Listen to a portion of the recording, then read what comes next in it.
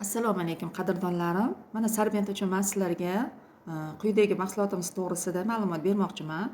Bu Sarbentimiz sizlarda kishishni, ya'ni ichki faoliyatingizni yaxshilashda yordam beradi. Gijjalardan xalos bo'lishingiz uchun yordam beradi. Terilaringizda va tomoq nafas yo'llaringizda allergik reaksiyalar bo'ladigan bo'lsa, bundan tashqari qichishib tez-tez yo'talib turgan bo'lsangiz, yeb turgan ovqatlaringizda allergiya bo'lib qiynalib turgan bo'lsangiz, quyidagi mahsulotni bir choy qoshiqdan ikki mahal ovqatlanishdan mana yana men qo'shimchaga yana bitta mahsulotni tayyorlab qo'ydim sizlarga qadrdonlarim.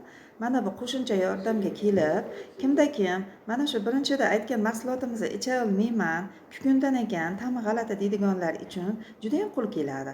Bunda va menimiz 300 xildan ortiq kasalliklarda ishtirok etib, undan ham ortig'ida surunkali shamollashlarda ham, nafas yo'llari shamollashlarida, allergik reaksiyalarda, terilaringizga toshmalar chiqqan bo'lsa, qichishib turgan bo'lsa, ovqatdan sizga allergiya toshib qolgan bo'lsa, tez-tez tomog'ingiz qichishib yo'talib turgan bo'lsa, bittadan yoki ikkitadan ochib, tog' suvga eritib turib, ovqatdan yarim soat 40 minut oldin ovqatlanishingizdan albatta och qoringa iste'mol qilishingiz mumkin.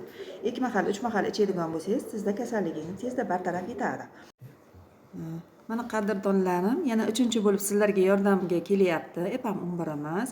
Bu bir nechta o'simliklardan tayyorlangan bo'lib, albatta asalarini, propolisi, undan tashqari asalarini, sutini ham solgan. Bemalol ichishingiz mumkin. Oshqozon ichi faoliyatida mana rasmni bemalol ko'rishingiz mumkin.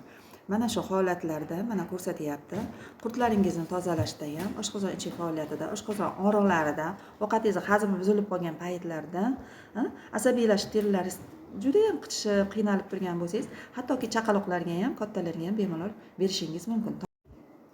Mana epam bitta mahsulotimiz keldi. Mana bu ham sizga qo'shimcha yordam berib, hattoki ko'z qichishlarida, shamollashlarida, yoshavrab sizni qiynab turgan bo'lsa ham mana shu epam bittamiz yordam beradi. Bemalol mana bu oldindagi mahsulotlarga qo'shish imkoniyati bor.